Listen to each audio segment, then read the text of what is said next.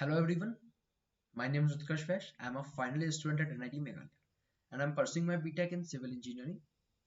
Basically, I belong to Badai, Uttar Pradesh, a district in the Western UP.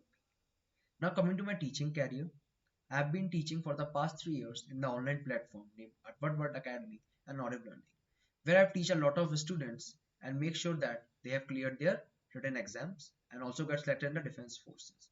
Some of my students are still in the NDA and they are continuing with their training. Now the next question comes why I should be hired. So the first and the foremost thing is that I have cleared NDA 2 times in my past with an all India rank of 24 and 316 in my second attempt. But due to my medical conditions, I was unable to join the defense forces. But I always have a heart in the defense forces, so I just started to teach for the defense students. So my main aim is that because of my experience and my knowledge, the students who are studying with me get the experience and the knowledge and get the valuable benefit from my end. Now we are coming to the lecture plan for this course. Now we already know that NDA exam is conducted in two parts. The one first is your mathematics exam. Second one is your GAT exam, general aptitude test, in which your English, your general knowledge, and your general studies will come like history, civics, geography, and your economics. So now if I talk about the marks difference, the mathematics paper consists of 300 marks and GAT paper consists of your 600 marks. And each paper has its own sectional cutoff. But I always suggest students to target mathematics because the syllabus is less and if you practice more, you can solve the questions very easily. The questions basically repeat itself from the previous year papers. So if I divide the 300 marks into subcategories, so the first thing is your algebra part. Why I choose algebra? Because algebra consists of your 8 chapters: set theory, relation and functions, quadratic equation, complex numbers, binomial theorem, logarithm, sequence and series, and permutation and combination. So if I talk about these chapters are the basic of the upcoming chapters. Why? Because they are used as a basics in the upcoming questions. Like set theory is used in the permutation combination. Permutation combination is basically used in the probability.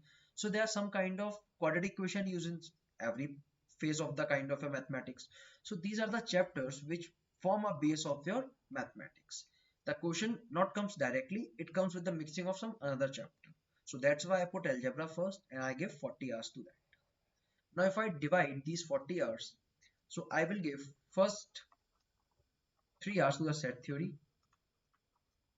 It will include all the topics, all the theory part of the set theory and some questions of the set theory. The next thing I give 3 hours to the relation function, same thing, it is also a basic. So it will include your introduction, your theory and your some part of the questions. Coming to quadratic equation and complex number, I have put it together. I'm going to give the 10 hours to the quadratic equation complex numbers because quadratic equation complex numbers are going to use in various forms such as in matrices and determinants. In your upcoming solving the equations, the quadratic is used. Now next part is that I will choose logarithms and sequence series. I will give 8 hours to these two chapters because logarithm is also a base. It is also going to use and sequence and series is also going to use in various questions. So I will give 8 hours to those things. Now if I talk about binomial theorem, permutation, combination, I will give 10 hours to these two chapters, binomial theorem and your permutation combination, because they are going to use in the probability also. So what, how many hours we have give? 10, 18, 28, 34 hours. Now the remaining 6 hours, what we will do? We will solve all the previous year problems, previous year questions plus your all the possible questions that are going to come in the exam. So we will practice a lot because NDA needs only practice. The level or difficulty, if I talk about the exam, it is very less, but you have to know each and every concept about the topic. The second I put statistics and probability. I give 13 hours to that because it consists of a 25 marks. And these 25 marks are very important because as statistics and probability we are studying since class 8. So very basic things are there. Mean, mode, median, probability basics and your conditional probability plus Bayes theorem. So everyone knows about that. So 25 marks is important. If I come to trigonometry, you can say that this is the base of your NDA. The questions come from the trigonometry is of your 50 marks. Generalized way, if I'm talking about, if I like talk about the previous year papers, The 50 marks has came from the trigonometry. We will include trigonometric ratios, inverse trigonometric function, and height and distances. The next part is my vector, algebra, and 3D geometry. It consists of a 25 marks. That's why I give 10 hours to that, in which we will cover all the previous year problems and the theory and the concept of this chapter. The last two part are integral calculus and matrix and determinant. I give 10 hours to matrix and determinant. The questions come from this around 20 marks. And if I talk about integral calculus, it will include indefinite integration, definite integration, application of integrals, or you can say that areas bounded by the origin or differential equation. These 4 chapters, I will give 5 hours to each of the 4 chapters. So it will consist of your 50 marks. So till now we have covered 270 marks. So our 100 hours has been finished. If I got time, then we will also complete the differential calculus. That will consist of your 30 remaining marks. So differential calculus consists of your limit, continuity and differentiability and application of derivatives. So this is my lecture plan for these 100 hours. So we will solve a lot of problems for the previous year, because most of the problems repeat itself after 2-3 years or 4 years. Now come to the demo part. We are talking about quadratic equation. So what is quadratic equation? So a polynomial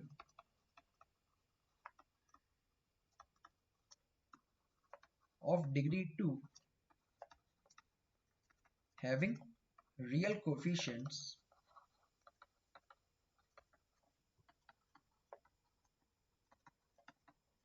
is said to be quadratic polynomial.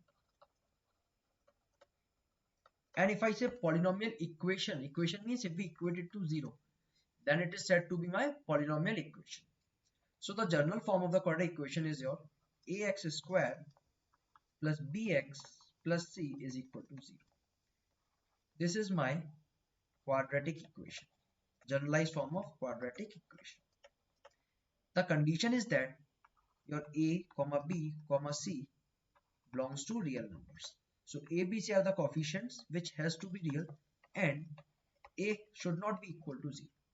Now why a should not be equal to 0? So if I put a is equal to 0, then it will become, if I put a is equal to 0, then this equation will become bx plus c is equal to 0, which means that the degree will become 1, so it will become a linear equation. So that's why we generally say your a should not be equal to 0. So this is my quadratic equation. Now how to find the roots of quadratic equation? There are basically two methods.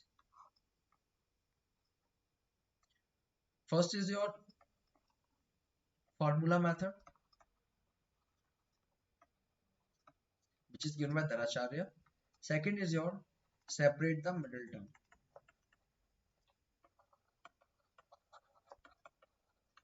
So if I talk about formula method, if I generalize equation is ax squared plus bx plus c is equal to 0, then the roots. So the roots of what is, first we will talk about what is roots of quadratic equation. I forgot to say. So if I talk about roots, so roots are those value of x which satisfy quadratic equation. Means some values of x which will put in this equation, so my LHS will become equal to your RHS. So these are known as my roots. So the value by formula method, the roots of the quadratic equation x is given to you by minus b plus minus under root of b square minus 4ac upon 2. So if we put all the values in this formula, we will get our roots of the quadratic equation. And generally a quadratic equation has two roots. A quadratic equation has two roots. The second is my separate the middle term. Suppose if I take an example, x square plus 3x plus 2. So if I separate these term into two forms, so one is get divided into x square and one is get divided into 2. So like x square plus 2x plus x plus 2. We can take x common here, x plus 2 plus 1 x plus 2. So my x plus 1 and x plus 2 is equal to 0. So we can get our two roots, x equal to minus 1 and x equal to minus 2. So this is known as my roots of the quadratic equation. Now what is the criteria for separating the middle term? We have given x square plus 3x plus 2. So we have to divide this 3x in that way. The multiplication of the coefficient of the x square and the constant term, if we add these two terms, then it should be equal to the product of C and product of A. So we have to divide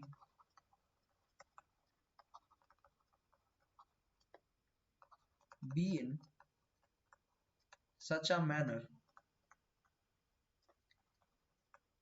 that product of A and C should be equal to